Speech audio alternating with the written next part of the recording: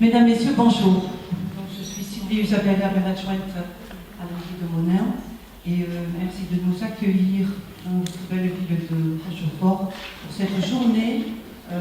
Bien sûr, nous sommes très heureux, Sylvie Moulin, responsable de la médiathèque, et moi-même, de vous présenter notre nouvel équipement culturel, la Mémo, dotée d'une cuisine. Donc Monin, je vais faire quand même une petite présentation de Monin qui se situe dans le 64, pas le 40. Nous sommes voisins des Landais, mais c'est le 64, le petit Atlantique. Donc c'est pas grave. Donc Monin est une ville de 4623 habitants, un petit village au paysage rural qui s'étend au cœur du Béarn, au milieu des vignes, des pêchers, oui vous pouvez en voir, des forêts de hêtres, de frênes, de chênes et de châtaigniers, à 1 heure de la montagne, 1 heure de l'océan, donc dans le département des Pyrénées-Atlantiques de 64. On est un chef-lieu de canton au piémont des Pyrénées.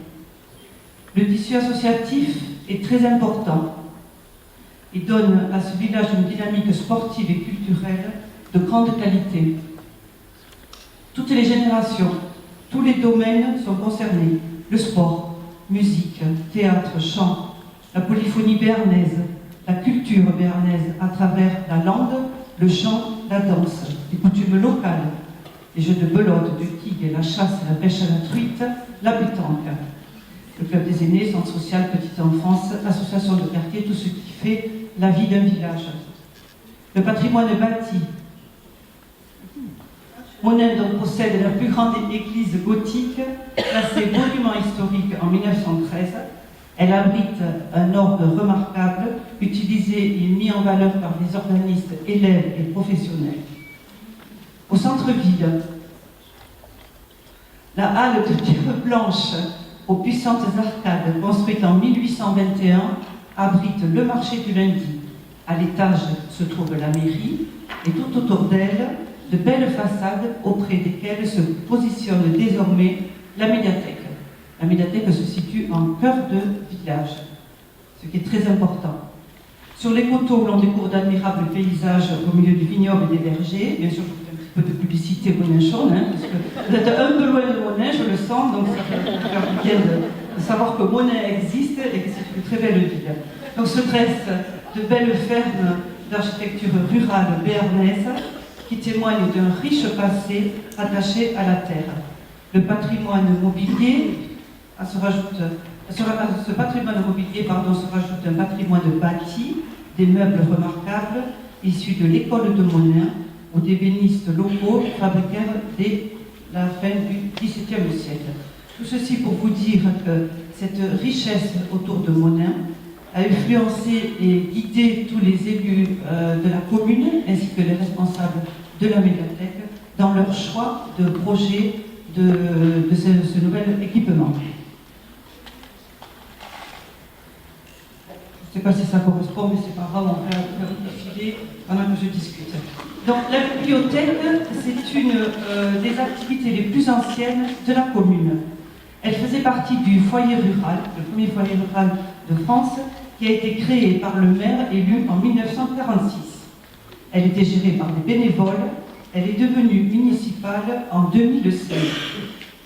Donc, en 2011, la bibliothèque rentre dans le réseau de lecture nommé Pôle Lecture de la communauté des communes qui compte 61 communes, 55 000 habitants. La médiathèque de Morens, située à proximité de Monin, est tête de réseau.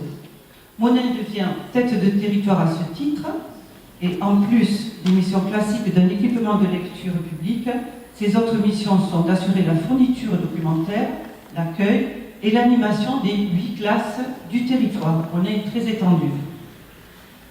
La bibliothèque n'était plus en mesure de rendre donc un service de qualité au public. L'équipe municipale décide en 2015 de créer un équipement culturel, social et éducatif majeur, très dynamique et fédérateur sur la commune. Le projet scientifique et culturel est lancé. Il se nommera La Mémo, avec dans son cœur une cuisine. Donc l'idée de la cuisine dans ce nouvel équipement est venue tout naturellement et insufflée par l'évidence de l'importance de la gastronomie en Béarn. où Monin bénéficie d'une situation exceptionnelle concernant l'offre culinaire gastronomique et les notions de terroir qui sont très ancrées.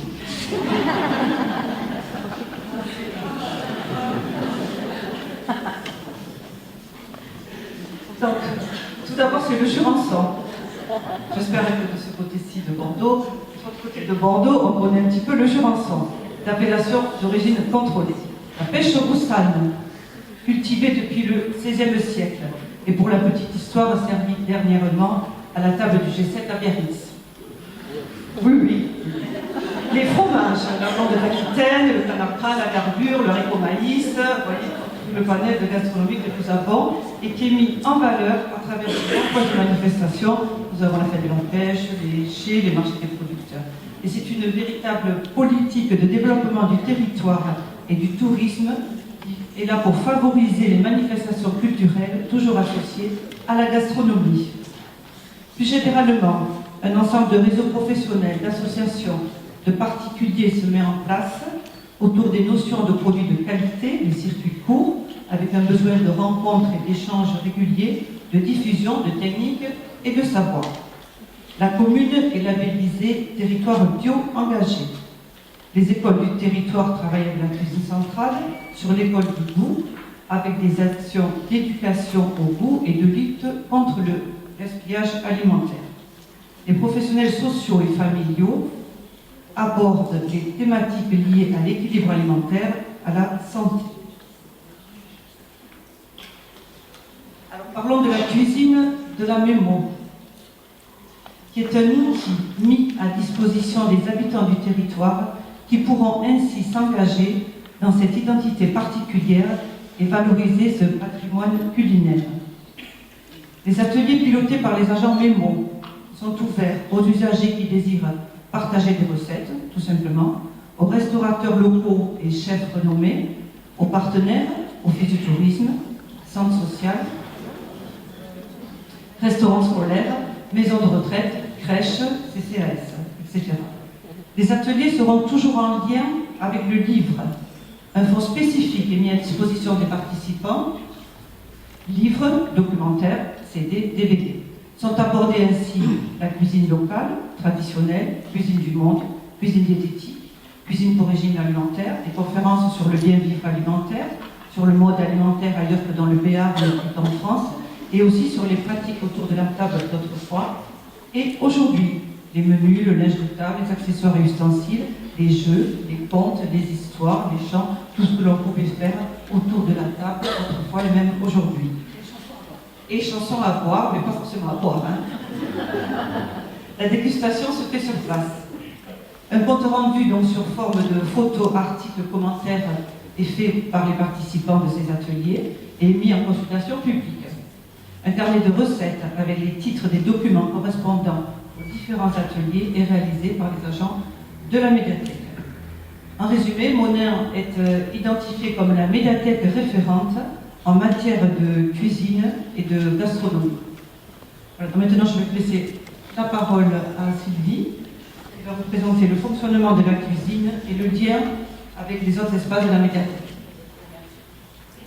Donc, au niveau de l'espace cuisine, c'est un espace de la médiathèque qui ne peut être utilisé qu'en étant inscrit à la médiathèque. Vous voyez le lien direct.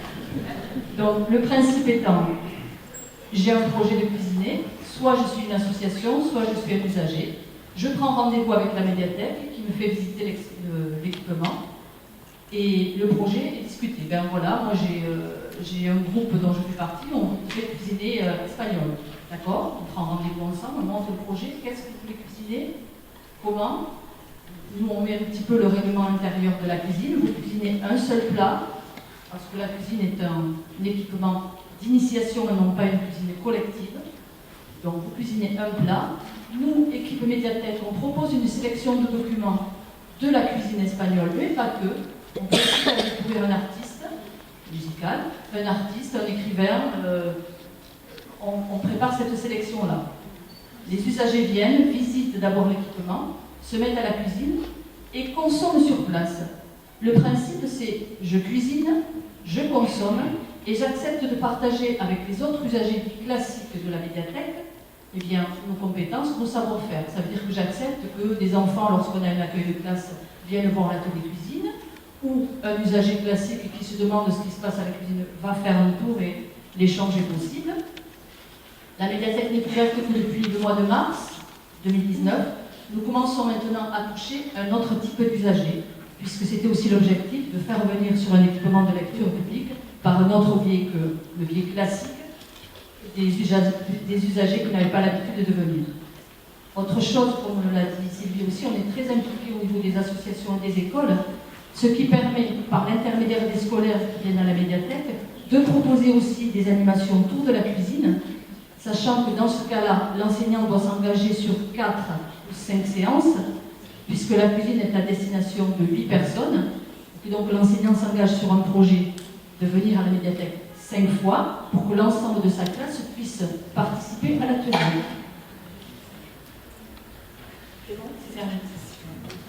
Voilà, donc le fonctionnement général de la cuisine en lien avec... On en parlera